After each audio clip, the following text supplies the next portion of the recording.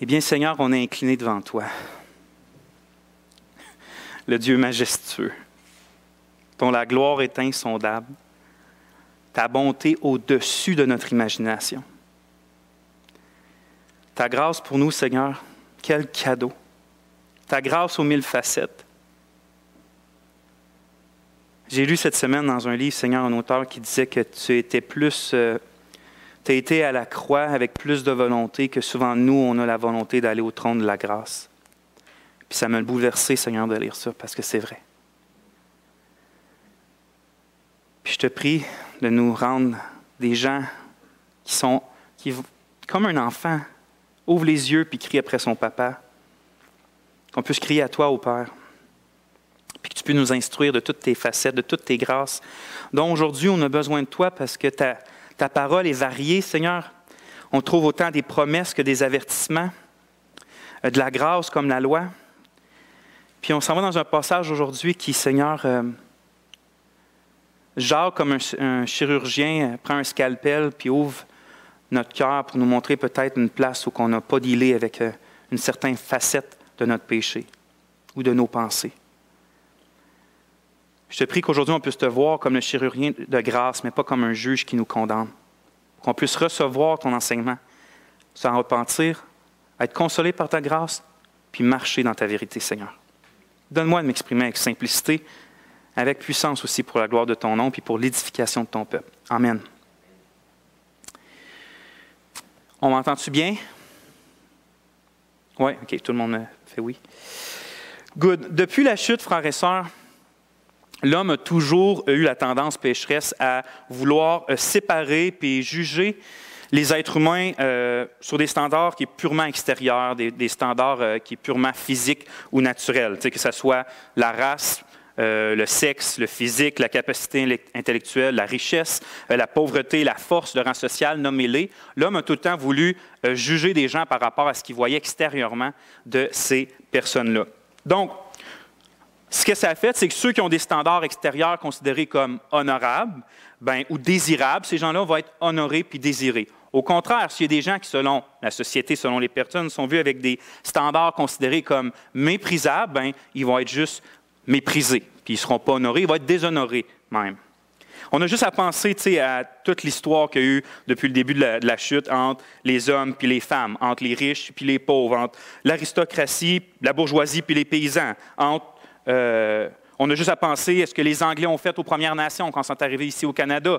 On a juste à penser ensuite à ce que le Canada anglais a fait aux Québécois français pendant des décennies. Mais on peut surtout aussi penser à Hitler puis à l'Holocauste. On peut penser même à l'Holocauste, que j'appelle l'Holocauste actuel, qui est des millions d'enfants encore dans le ventre de leur mère qui se font assassiner.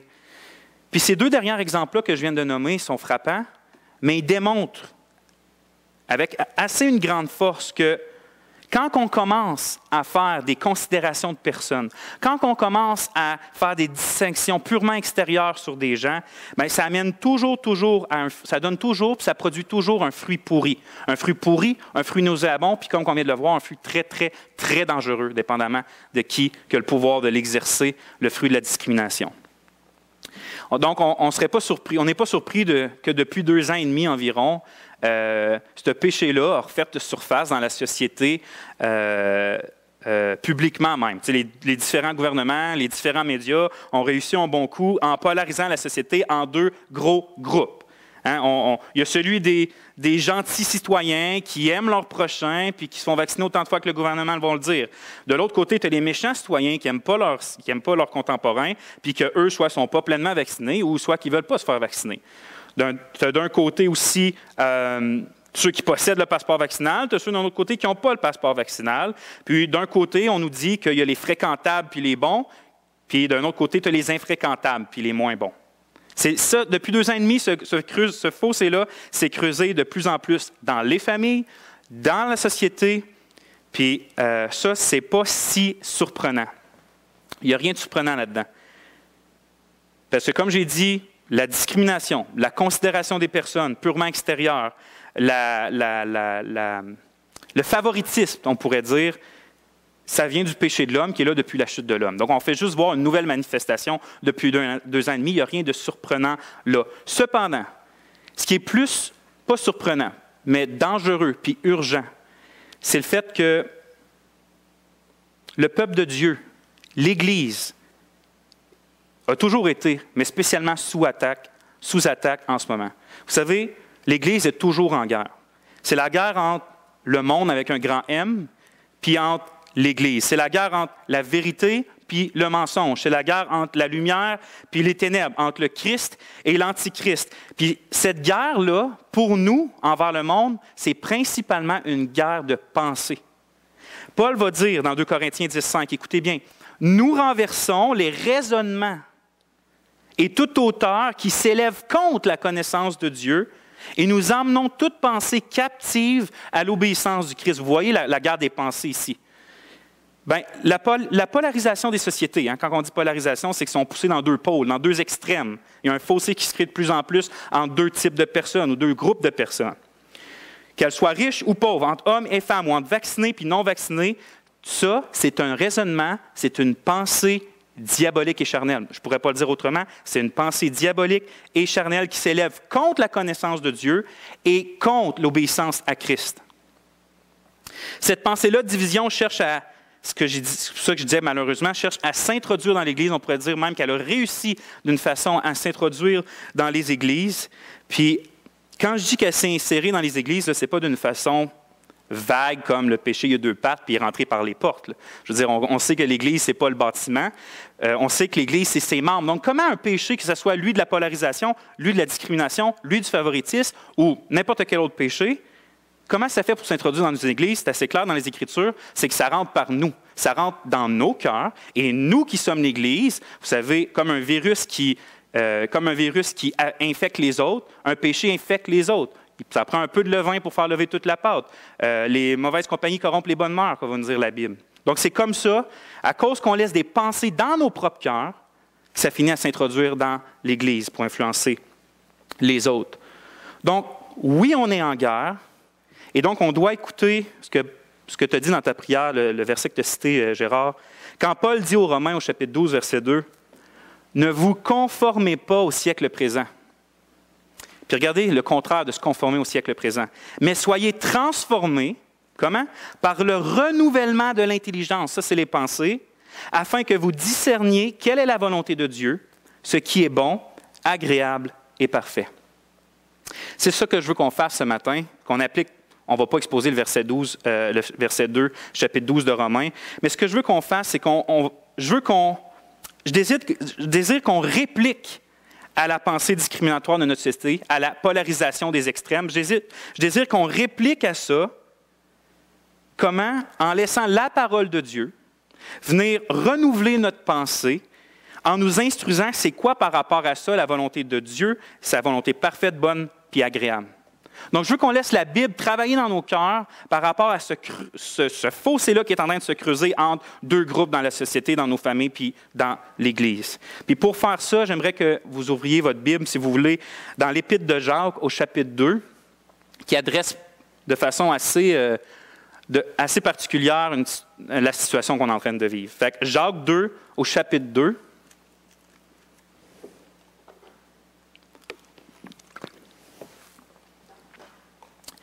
je vais lire dans la Derby révisée, comme d'habitude. On va lire jusqu'au verset 13. J'avais l'intention d'aller jusque-là parce que c'est pas mal un bloc d'enseignement que Jacques fait, mais on ne se rendra pas jusqu'à l'exposé du verset 13, c'est sûr. On va peut-être arrêter 6-7, Dieu voulant, mais on va quand même le lire jusque-là parce que c'est un ensemble. Donc, je répète, Jacques 2, verset 1 jusqu'au verset 13.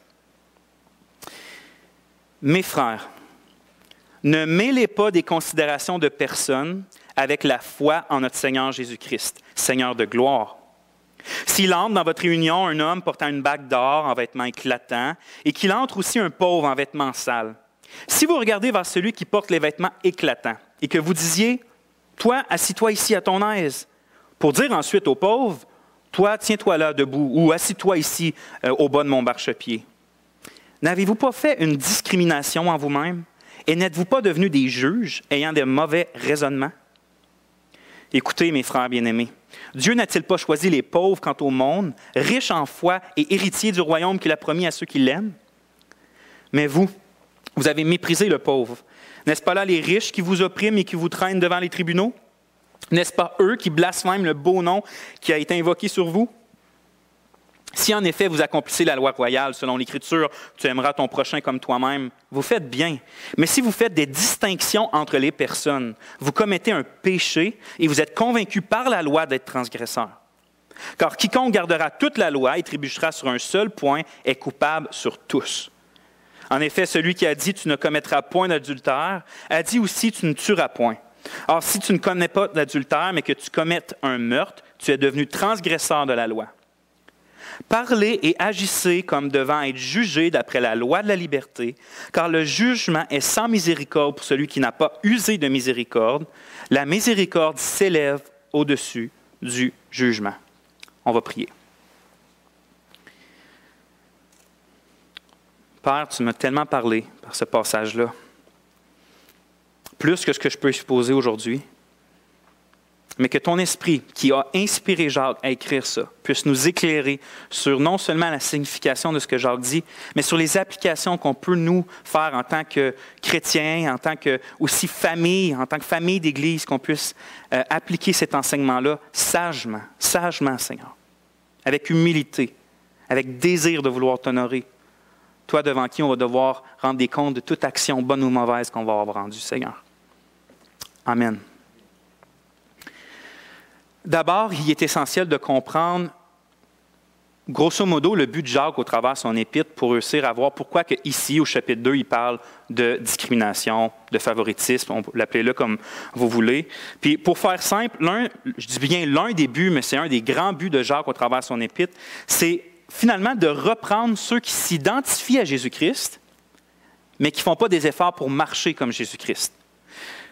Jacques, il s'adresse à ceux qui disent être attachés au sceptre, qui est Christ, Jean 15, mais qui ne produisent pas des fruits comme des bons sarments.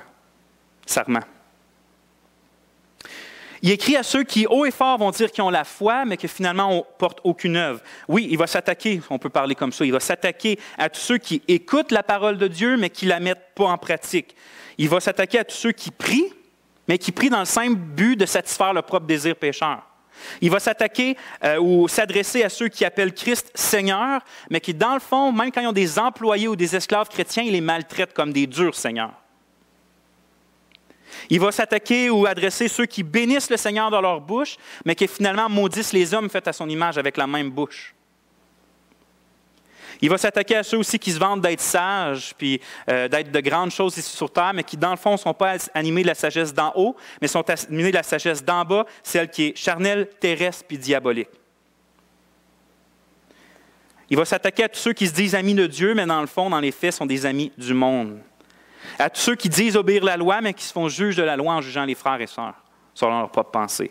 Vous voyez, autrement dit, là, l'un des buts, là, je vous ai nommé plein de choses dans l'épître de Jacques qu'on voit, mais l'un des plus principaux de Jacques, c'est donc de confronter ceux qui professent l'Évangile, ceux qui disent vivre, connaître, croire l'Évangile, mais qui ne vivent pas réellement cet Évangile-là dans leur vie.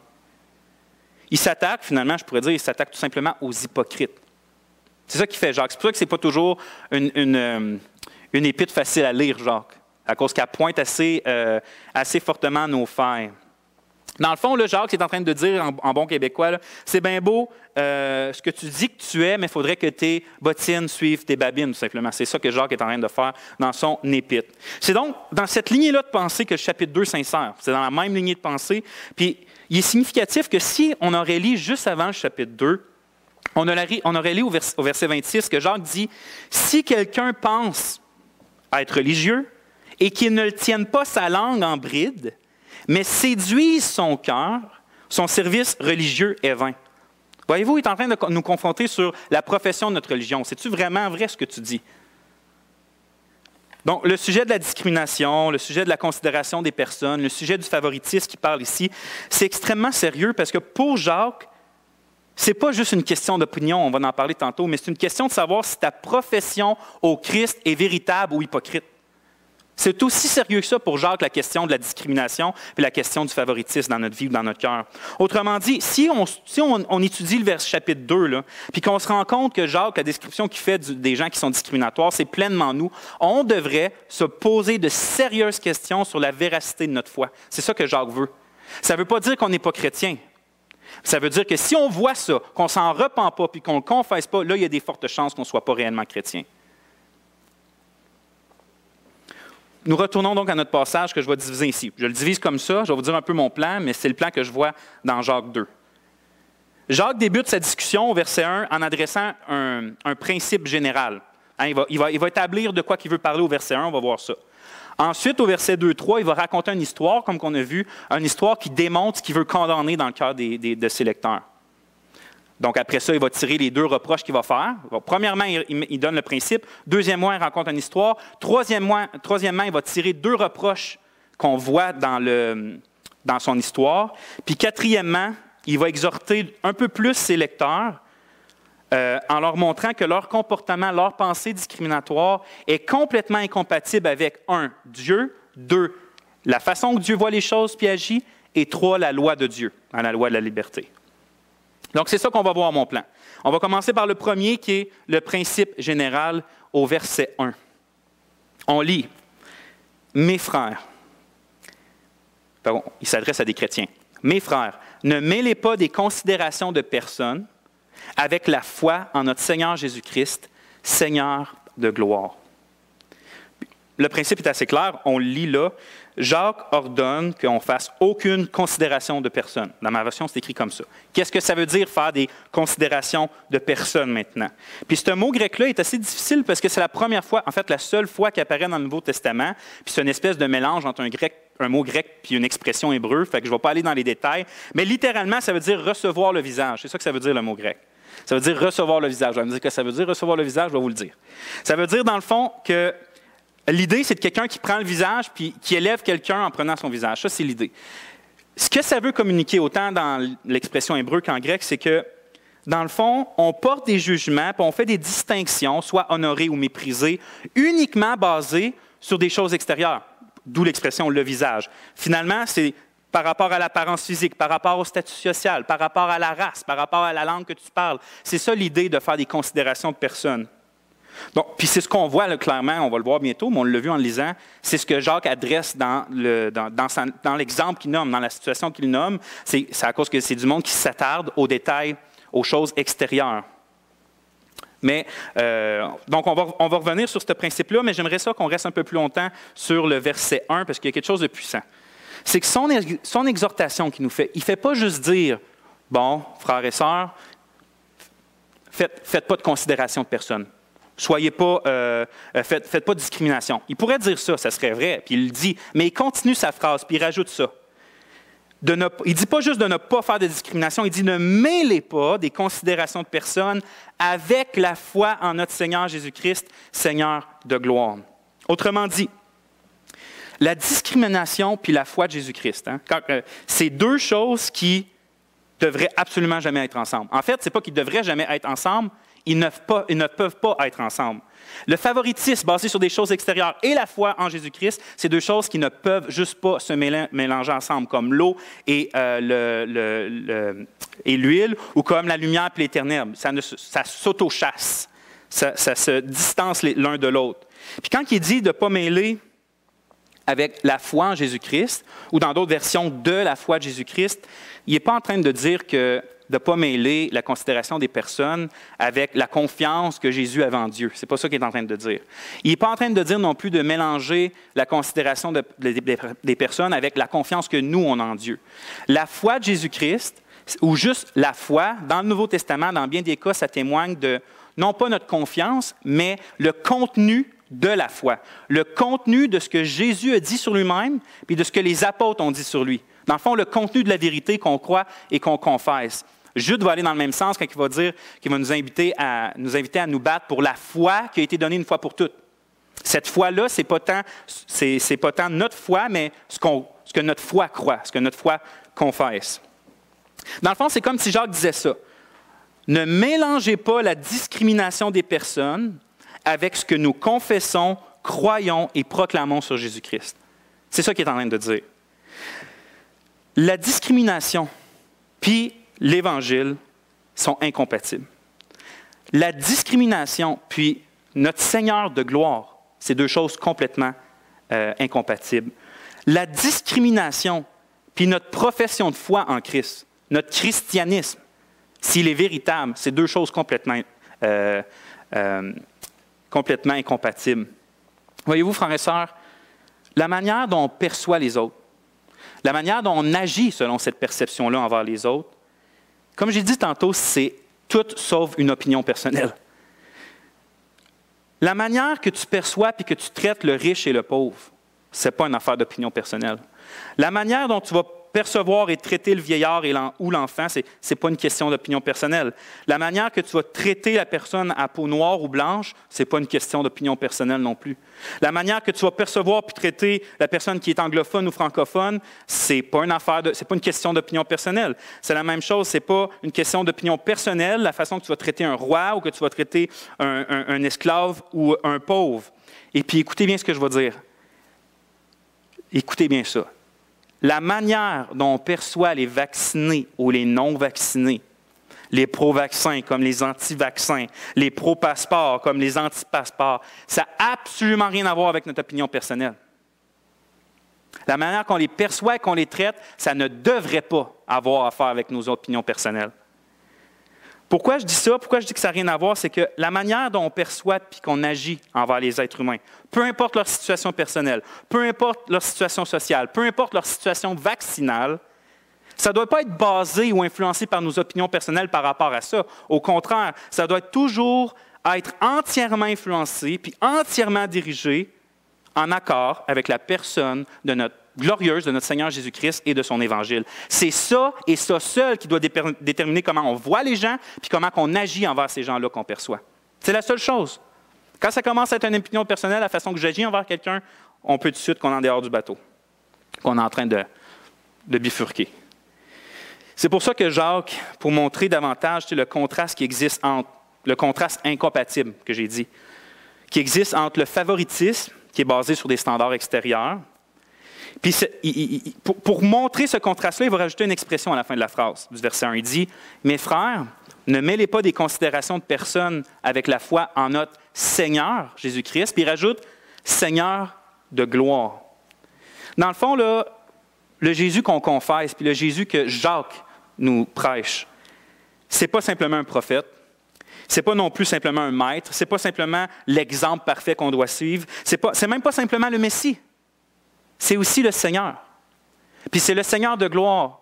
Titre, Seigneur de gloire, titre qui est attribué à l'Éternel dans l'Ancien Testament. Finalement, Jacques est en train de nous dire que celui avec qui, si on a de la discrimination dans notre cœur, avec qui on s'éloigne, avec qui on est en contraste, ce n'est pas n'importe qui. C'est le Fils de Dieu qui est venu, qui règne dans les cieux à sa droite, puis qui est en train de mettre tous ses ennemis sous ses pieds. C'est ce roi de gloire-là qui règne sur tout, contrôle tout. C'est contre lui que si on a de la discrimination et du favoritisme, c'est de lui qu'on s'éloigne. C'est contre lui qu'on agit. Puis ça a beaucoup d'implications qu'on va avoir le temps, c'est un gros mot, sûrement l'occasion d'approfondir tantôt. Mais le principe que Jacques établit au verset 1, c'est assez clair. Un chrétien, un véritable chrétien qui croit, qui confesse, puis qui se soumet au Seigneur glorieux, il ne peut pas être quelqu'un qui fait de la considération de personne. Il ne peut pas être quelqu'un qui fait du favoritisme basé sur des choses extérieures. Il ne peut pas être quelqu'un qui fait de la discrimination. Il ne peut juste pas, c'est trop contraire. Je ne dis pas qu'on ne tombe pas dans ces péchés-là, frères et sœurs, mais notre vie, nos agissements ne doivent pas être dictés par ces principes-là. Ils doivent être dictés par le Christ et son Évangile, comme on va voir un peu plus tantôt. C'était mon point 1, qui est le principe général. Parce que ça, vous savez, Jacques, il l'applique. Là, il va l'appliquer aux riches et aux pauvres.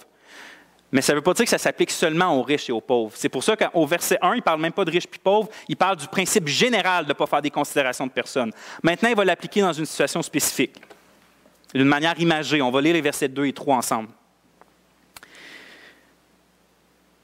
S'il entre dans votre réunion un homme portant une bague d'or en vêtements éclatants et qu'il entre aussi un pauvre en vêtements sales, si vous regardez vers celui qui porte les vêtements éclatants et que vous disiez « Toi, assis-toi ici à ton aise », pour dire ensuite au pauvre « Toi, tiens-toi là debout ou assis-toi ici au bas de mon marchepied ». On va arrêter là, verset 2-3. Donc, Jacques, mon deuxième point qui s'appelle la mise en situation, Jacques il raconte ici un exemple du favoritisme qui condamne finalement, qui va condamner au verset 4. La situation, je pense que la situation qu'il décrit est hypothétique, parce qu'il commence en disant « s'il entre dans votre réunion ». Peut-être qu'il y a même qui exagère un peu en disant que quelqu'un il disait de s'asseoir à ses pieds, mais c'est une espèce d'hyperbole comme Jésus va faire souvent avec le chameau puis l'aiguille. Mais peu importe si c'est une hyperbole, peu importe si c'est une situation vraiment ou une situation inventée, avec le sérieux avec lequel Jacques adresse ce sujet-là, c'est sûr que pour lui, c'est une situation qui se passait dans peu importe les églises dans lesquelles étaient ses lecteurs. L'illustration présente deux hommes d'apparence extérieure différente. Avez-vous remarqué, c'est la seule chose que Jacques dit. Il ne décrit pas l'intérieur, le cœur, la foi des personnes. Il ne décrit rien de ça. Il fait juste dire, vous voyez deux personnes extérieurement différentes l'une de l'autre. C'est la seule chose qu'il dit. Fait il y a deux personnes qui arrivent dans l'Assemblée, dans la réunion de l'Assemblée. Finalement, c'est des visiteurs qui sont habillés de façon différente. Il y en a un qui à cette époque-là, toutes les marques de la richesse. Hein, les Romains, plus ils portaient toutes les bagues sur tous les doigts, même les pouces. Plus tu avais de bagues, des bagues qui valaient de la valeur, plus ça montrait ton statut dans la société. C'est une façon de se vanter qui est acceptée. Puis de se vanter qui est acceptée. Donc, cette personne-là a ça, elle a une bague en or, ça montre sa classe supérieure romaine. Ce n'est pas juste quelqu'un qui a de l'argent, mais c'est quelqu'un qui est haut classé dans la société. Il porte des vêtements, des beaux habits. Puis l'autre, c'est juste un pauvre homme, des vêtements vieux, des habits sales, il n'y a pas de bague, il n'y a pas rien. L'homme riche, lui, il fait l'objet d'une attention particulière. Hein, des membres de l'Assemblée ou du dirigeant de l'Assemblée, toute particulière. Viens t'asseoir ici, tu as une belle place, te conduis là. L'autre, par contre, il est sommé de se tenir là, debout, tiens-toi là, ou une meilleure place, viens t'asseoir au pied de mon marchepied. C'est-à-dire, moi, j'ai quelque chose pour monter à mon siège, toi, assis-toi en bas de ça, là, où que mes pieds sont. C'est ça que Jacques est en train de dire. Qu'est-ce que ça nous apprend, l'histoire de Jacques sur le favoritisme qu'il veut condamner? La première, on apprend que le favoritisme, comme on l'a vu au verset 1, c'est de mettre notre attention sur ce qui est extérieur. Le favoritisme, c'est de mettre notre attention, quand on voit quelqu'un, sur ce qui est extérieur. Ça, c'est la discrimination, c'est le favoritisme, c'est la considération des personnes que Jacques condamne. C'est de mettre notre attention sur les choses extérieures, comme l'habillement, la richesse, la pauvreté, le statut social, le statut vaccinal. Ça, c'est de faire des considérations de personnes. Deuxièmement, son histoire nous apprend que le favoritisme que Dieu condamne, c'est le fait de pas juste considérer des gens de manière extérieure, mais aussi nos actions. Pas juste qu'on les considère de manière extérieure et on les juge dans notre cœur, mais nos actions vont suivre nos pensées, puis on va agir envers eux de façon différente, purement à cause de leur extérieur. Purement à cause de ça. Ainsi, considérant l'homme riche dans son histoire comme important puis honorable, ils lui ont donné une place d'honneur. Mais considérant l'homme pauvre comme quelqu'un de banal puis de méprisable, ils ont donné une place humiliante. Leur action a suivi leur pensée, leur action a suivi leur considération. Autrement dit, si on est infecté par le virus de la discrimination, écoutez ça, si on est infecté par le virus de la discrimination puis de la polarisation, on ne va pas simplement pécher en pensée, mais nos pensées vont se convertir en actions pécheresses. C'est toujours comme ça. Nos péchés, ils ne partent pas du ciel, ils ne partent pas de l'enfer non plus. Ils partent du dedans de notre cœur, puis ils sortent ensuite, mais ils sortent toujours. Ils sortent toujours, nos mauvaises pensées. Puis c'est ça que Jacques fait ressortir après au verset 4. Quand il ressort deux reproches de son histoire, regardez bien ce qu'il dit. Donc, on est rendu au point 3, les reproches. On lit au verset 4. N'avez-vous pas fait une discrimination en vous-même? 1. Et n'êtes-vous pas devenus des juges avec de mauvais raisonnements? Donc, il arrête son histoire puis il tire deux conclusions qui vont tourner en reproche pour ses lecteurs. Un reproche divin, le but d'emmener dans la repentance puis dans la confession. Puis il formule ces reproches-là en question. Hein. Il dit la première question, n'avez-vous pas fait une discrimination en vous-même? Première question. 2, n'êtes-vous pas devenus des juges ayant de mauvais raisonnement? C'est la deuxième question. Puis c'est ces deux reproches. Puis vous savez, je crois que c'est clair en français aussi, mais c'est encore plus clair en grec, où que la question qu'il pose, là, il s'attend juste à un oui. Fait que finalement, ces lecteurs ne peuvent que répondre positivement à ces accusations et à ces questions. C'est comme si Jacques s'attend que ces lecteurs disent oui, Jacques, nous avons fait une discrimination à nous-mêmes et nous sommes devenus des juges ayant de mauvais raisonnement. Donc, comme j'ai dit tantôt, le penchant pécheur où il y avait de la partialité, où il y avait de la considération de personnes, c'est sorti en deux grandes fautes en ces lecteurs. Puis la première, j'ai dit, c'est qu'ils ont commencé à faire des différences entre les personnes. C'est la première faute causée par leur favoritisme, de faire des distinctions, des différences de leur propre autorité. De leur propre cœur, ils ont commencé à faire des différences, des distinctions entre les personnes. N'avez-vous pas fait une discrimination en vous-même? Puis le mot traduit par discrimination, ce n'est pas le même mot qu'au début de son épître, du chapitre 2, là, il dit ne mêlez pas les considérations de personnes. Ce n'est pas le même mot. Il choisit un autre mot, puis c'est un mot qui se traduit de bien des façons différentes selon le contexte dans le Nouveau Testament. Par exemple, au chapitre 1, tu sais, quand Jacques il dit la belle exposé sur le fait que si on manque de sagesse, on peut la demander à Dieu qui donne à tous sans faire tout simplement puis sans faire de reproches. Puis il rajoute ça après. Il dit « Mais qu'il demande avec foi, en parlant de la sagesse, sans douter, c'est le mot, sans douter en rien, car celui qui doute, encore le mot, est semblable au flot de la mer que le vent agite et soulève. » Donc ici, le même mot qui est traduit par discrimination au chapitre 2, est traduit par douter ici. Quelqu'un va me dire, c'est quoi le rapport? Le rapport, c'est que le mot en lui-même, il y a une connotation de conflit. C'est ça qui veut dire profondément ce mot-là. C'est pour ça qu'il peut être traduit selon le contexte dans bien des façons. Puis comme Jacques il dit, dans le fond,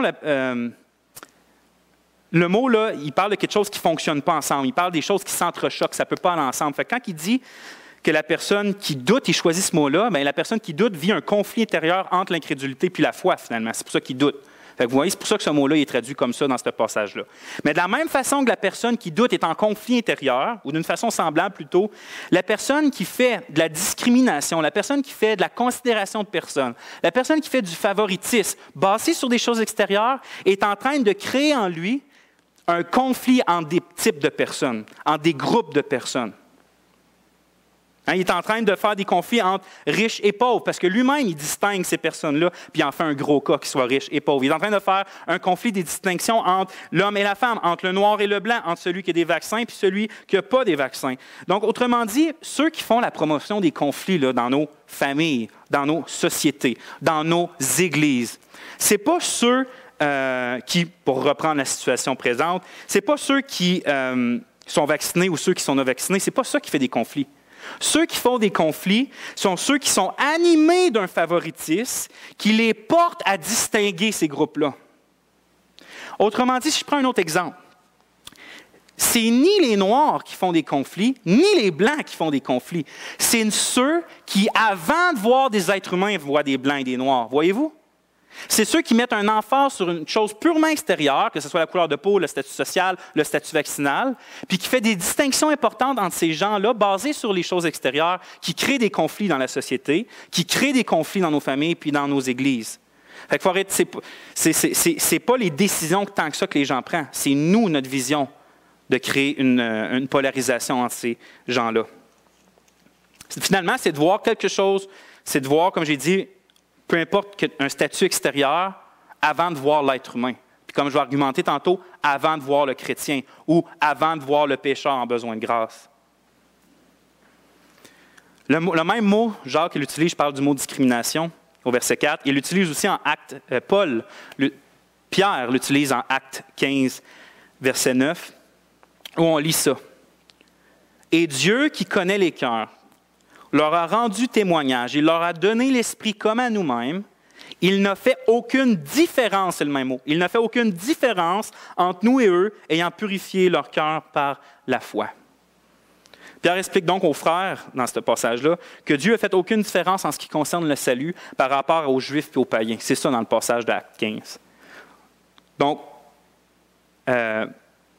finalement, on adresse la manière. Comment je pourrais formuler ça?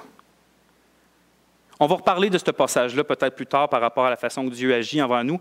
Mais finalement, ce mot-là qu'on voit dans Acte 15, ça parle de différence, ou que Dieu ne fait pas de différence, c'est l'idée aussi que Jacques a dans notre passage de Jacques 2, verset 4. Jacques, il reproche à ses lecteurs que dans le fond, de leur eux-mêmes, ils font des différences entre les personnes. Ils créent des conflits dans leur pensée entre les personnes. Finalement, ça revient tout au même. C'est donc ça le premier reproche que Jacques fait, puis on arrête là pour ce reproche-là. Il dit, n'avez-vous pas fait une discrimination en vous-même? Maintenant, le deuxième reproche qu'il fait, c'est de devenir des juges aux pensées mauvaises. C'est ça le titre de ma prêche, ne devenons pas des juges aux pensées mauvaises. On lit au verset 4 encore. Il dit, n'avez-vous pas fait une discrimination en vous-même et n'êtes-vous pas devenus... Là, il dit, et n'êtes-vous pas devenus des juges ayant de mauvaises pensées? Le reproche qu'il est en train de faire ici, je le trouve assez sévère, mais il est vrai. Lorsqu'on fait du favoritisme, en faisant des différences majeures entre les personnes, uniquement basées sur des choses humaines, sur des choses naturelles, sur des choses sociales, sur des choses extérieures, ne sommes-nous pas en train de jouer au juge? Quand que nous-mêmes, on fait des jugements dans notre cœur par rapport à ces choses-là. Jacques fait très probablement allusion au passage de Lévitique 19, 15, où on lit « Vous ne ferez pas d'injustice dans le jugement, tu n'auras pas égard à la personne du pauvre, et tu n'honoreras pas la personne du riche, tu jugeras ton prochain avec justice. » Dieu est sans équivoque là-dedans. Un juge devrait toujours être juste, puis jamais être influencé, soit par la pauvreté du pauvre, ou soit par la richesse du riche. Il ne devrait jamais être influencé. La situation extérieure de ces gens-là ne devrait pas influencer son jugement. Si le pauvre a commis un péché, qu'il soit pauvre ou pas, ça ne change rien, il doit être jugé. La même chose pour le riche. Si le riche a fait une faute, ce n'est pas parce qu'il est riche qu'on va le juger moins sévèrement ou plus sévèrement même, si on déteste les riches, par exemple. Autrement dit, il ne devrait y avoir aucune différence entre les deux. Puis concernant le fait que des chrétiens se jugent comme ça pernicieusement par rapport à des opinions, par rapport à des statuts, par rapport à des choses purement extérieures, Paul l'adresse aussi de façon assez forte dans Romains 14, 4, où on lit « Qui es-tu, toi, qui juges le domestique d'autrui? » Il parle d'un autre chrétien. « C'est pour son propre maître qu'il se tient debout qu'il tombe, et il sera maintenu debout, car le Seigneur est puissant pour le maintenir debout. » Puis il rajoute un peu plus loin au verset 10, « Mais toi, pourquoi juges-tu ton frère? Ou encore, toi, pourquoi méprises-tu ton frère quand nous comparaîtrons tous devant le tribunal de Dieu? » Ici, lorsqu'on arrive pour s'autoproclamer juge, en faisant nous-mêmes des distinctions extérieures entre les personnes, pour que nos comportements agissent différemment avec les personnes, uniquement basés sur leur statut ou des choses comme ça, on devrait à la place commencer à méditer sur le fait qu'on va tous rendre des comptes à Dieu, le vrai juge. Le vrai juge. C'est ça que Paul dit. Il dit, pourquoi vous faites des juges? Il dit, on va tous comparaître devant le tribunal de Dieu. C'est sa façon de dire, ou ma façon de dire, arrêtons de jouer au juge. Craignons l'Éternel. Craignons le vrai juge qui va nous demander des comptes pour toutes les fois. On a porté des faux, mauvais, puis pernicieux jugements les uns sur les autres, basés sur des choses que Dieu ne considère pas. Pour Jacques, celui qui se dit chrétien, mais qui favorise puis honore ou défavorise et déshonore tel ou tel type de personne à cause d'un statut social, vaccinal, racial, mettez-en, il n'est pas simplement coupable de se faire juge de l'autre, mais il se rend aussi un juge inique automatiquement. Puis comme c'est ce qu'on lit, c'est écrit n'êtes-vous pas devenus des juges ayant de mauvaises pensées? C'est écrit mauvais raisonnement dans ma version, mais c'est littéralement mauvaise pensée. Puis un commentateur, Douglas Moo, le présente comme ça. Non seulement ils se sont arrogés le rôle de juge, pire, ils rendent aussi leurs décisions selon des normes non chrétiennes et mondaines. Parce qu'on ne peut pas faire autrement quand on fait du favoritisme basé sur des choses extérieures ou de la discrimination. Automatiquement, comme on l'a vu tantôt, c'est non chrétien, c'est mondain. Parce que si on jugerait comme Dieu juge puis on y arrive, on ne ferait pas ce genre de jugement-là. Bon, je l'ai adressé. Maintenant, on va passer à l'autre point. Mais je dirais ça avant. Ces deux réalités-là, entre notre foi, notre confession, le Christ d'un bord, l'Évangile d'un bord, puis d'être des mauvais juges de mauvaises pensées d'un bord. C'est deux montagnes avec un fossé infranchissable entre les deux, puis éloignés l'un de l'autre. On ne peut pas avoir un pied sur un puis un pied sur l'autre. il faut choisir sur quelle montagne on veut se tenir. Sur la montagne où qui veut voir les choses de travers les yeux de Dieu, qui va être transformé par la grâce de Dieu pour appliquer la loi de Dieu comme Dieu veut qu'elle soit, ou d'être sur le monde des discriminations, le monde où on est notre propre juge, puis on juge à notre façon. Il faut choisir entre les deux mondes. Jacques nous force à prendre une décision entre les deux. On ne peut pas mettre un pied sur un et un pied sur l'autre. Maintenant, mon 4e point, les incompatibles. Maintenant, dans le but de nous montrer toute je ne devrais pas écrire des mots de même, mais l'incompatibilité de la discrimination puis du favoritisme dans la vie chrétienne, Jacques pousse la note un peu plus loin pour nous montrer que cette attitude-là, de faire des distinctions entre frères et sœurs, basées sur des choses extérieures, c'est incompatible avec Dieu lui-même, c'est incompatible avec la façon que Dieu voit les hommes et comment Dieu agit envers les hommes et nous, et c'est incompatible, troisièmement, avec la loi de Dieu. On va voir si on a le temps de voir les trois. On va checker ça. Fait que le premier point, incompatible avec Dieu lui-même. Où que je vois ça? Verset 5, ça dit « Dieu n'a-t-il pas choisi les pauvres quant au monde? » Mais vous savez, il commence avec le mot « Dieu ». C'est la première chose qu'il dit. On va voir pas tout de suite que Dieu choisit les pauvres du monde, mais il fait juste commencer « Dieu ». Ça nous montre qu'il veut tout de suite pointer notre regard vers Dieu. Puis pourquoi Jacques fait ça?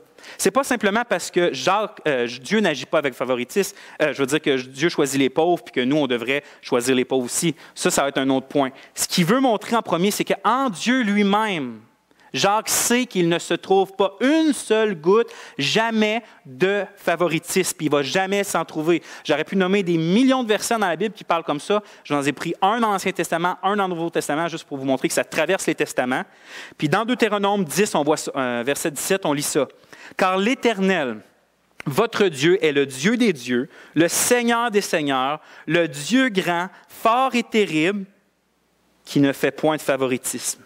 Et qui ne reçoit point de présent, et qui fait droit à l'orphelin et à la veuve, qui aime l'étranger et lui donne la nourriture et des vêtements. » Ça, c'est notre Dieu grand et terrible. Il fait point de favoritisme.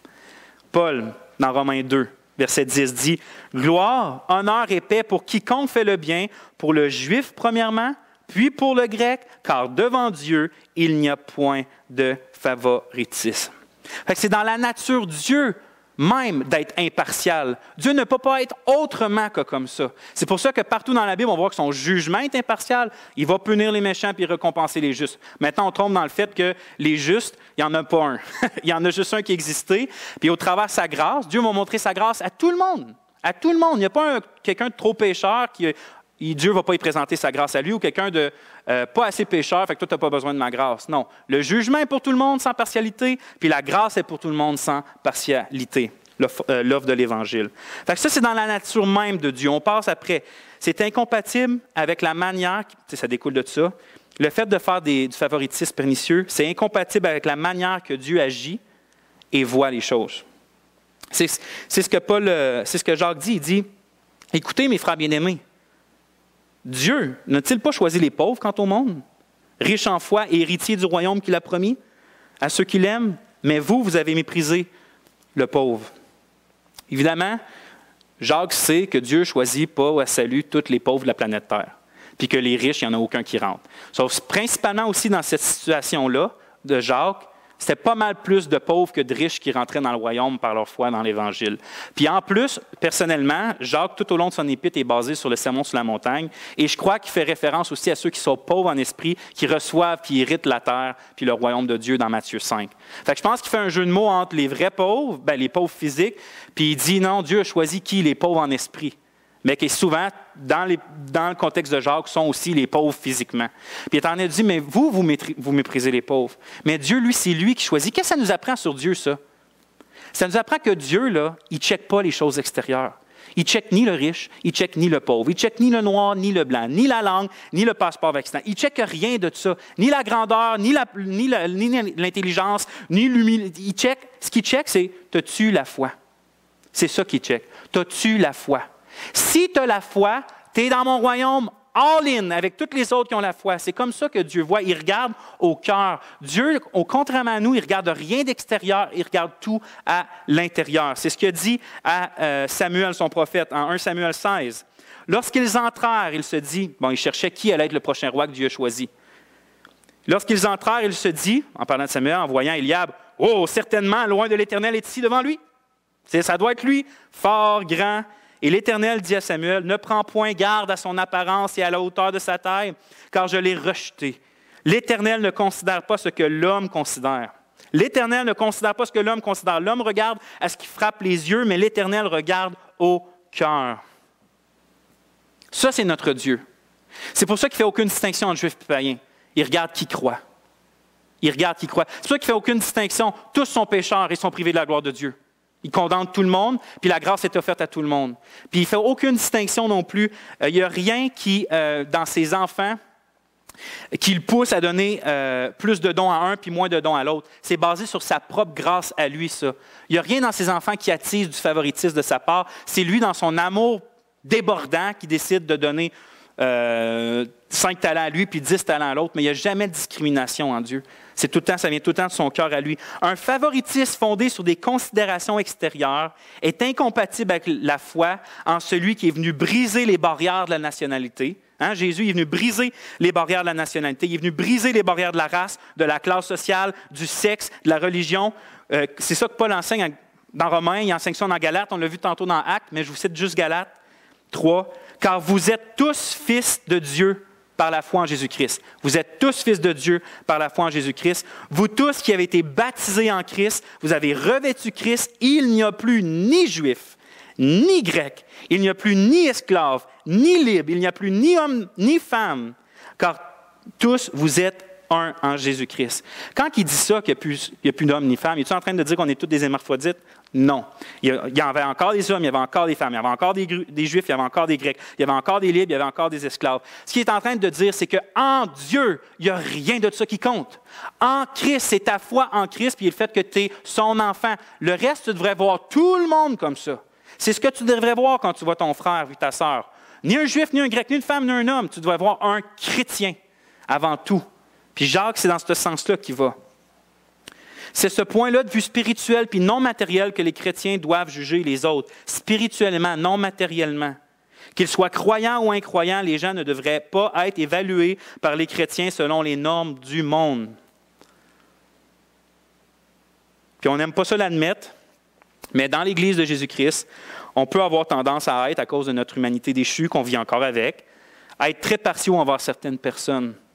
Hein, nous sommes impressionnés par leur compte de banque, on est impressionnés par la voiture qu'ils conduisent, on peut être impressionnés par leur garde-robe, leurs bijoux, on peut être impressionnés par l'emploi qu'ils occupent, la profession qu'ils exercent, on peut être impressionnés par leur réputation, on peut être très impressionnés parce qu'ils ont beaucoup de diplômes à cause de leur nom, ou on peut être impressionné de rien de ça puis les mépriser pour le contraire. Mais ça fait absolument aucune importance pour Dieu lorsqu'il s'agit d'évaluer la valeur d'une âme. C'est sans conséquence pour Dieu.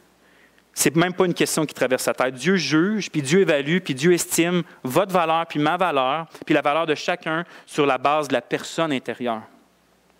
Pour le dire simplement dans la terminologie de l'Ancien Testament, comme on l'a lu tantôt, l'homme regarde l'apparence extérieure, mais Dieu regarde le cœur. Dieu ne s'intéresse pas à ton compte de banque, il ne s'intéresse pas à ta garde-robe, il ne s'intéresse pas à tes bijoux, il ne s'intéresse pas à ton passeport vaccinal, il s'intéresse à ton cœur vis-à-vis du Christ. Puis c'est ça qui devrait nous intéresser sur les gens aussi. Lorsque tu rencontres un être humain là, depuis 2 ans et demi, qu'est-ce que tu vois? Tu vois-tu un être humain qui est avant tout porteur de l'image de Dieu? Quand tu vois quelqu'un d'une couleur de peau différente, qu'est-ce que tu vois? Une couleur de peau différente ou tu vois un être humain qui porte l'image de Dieu? Quand tu vois quelqu'un qui est pauvre dans la rue, qu'est-ce que tu vois? Un pauvre dans la rue qui soit drogué, soit qui n'a pas eu de la chance, ou tu vois d'abord un être humain qui porte l'image du Dieu que tu confesses aimer, du Dieu que tu confesses te réjouir dedans? Si quelqu'un traverse les portes de l'Église, là, c'est quoi la première chose qu'on va penser de lui? Là? On va-tu penser, il vient-tu de Québec, il vient-tu du Canada, il est-tu politiquement de gauche, de droite, il est-tu vacciné, pas vacciné? C'est quoi qui nous intéresse en premier chez les gens? La première chose qui devrait nous intéresser, c'est 1, c'est les porteurs de l'image de Dieu, comme nous. 2, c'est des pécheurs comme nous, qui ont autant besoin de grâce que nous. Si on donnait leur vie à Christ, 3, c'est notre frère en Jésus-Christ. That's it, c'est les choses qui devraient nous intéresser chez les gens. C'est les choses qui devraient déterminer notre action avec eux. Si c'est un humain comme moi, le premier point, bien, mes agissements, je devrais faire comme Christ va dire, aimer mon prochain comme moi-même. C'est mon prochain, c'est mon fellow human, c'est mon co-humain. Je ne sais pas comment dire en français, mais en tout cas, c'est un humain comme moi. 2, s'il n'a pas accepté Christ, puis qu'il est encore dans ses péchés, qu'est-ce qui devrait m'intéresser le plus chez cette personne-là? D'y parler de pourquoi je suis une conviction de droite, conservateur de droite? Non, ce qui devrait m'intéresser le plus, c'est cet homme-là n'a pas encore soit entendu parler de Christ ou il n'a pas encore accepté. C'est la première chose qu'on devrait se demander, en fait, quand on voit un être humain, quand il traverse les portes de l'Église. Y es-tu sans ou avec Christ? Pas dans le but de le condamner s'il est sans Christ, dans le but de lui annoncer l'Évangile s'il est sans Christ. Puis si c'est mon frère puis ma sœur dans le Christ, la première chose qui devrait m'intéresser, c'est comment l'aider à s'approcher de Dieu, comment l'aider à savourer plus Christ, comment l'aider à battre ses péchés, comme je voudrais qu'il m'aide à faire les mêmes choses. Des choses intérieures, des choses spirituelles, non des choses extérieures. Et là, je vois que mon temps y est passé.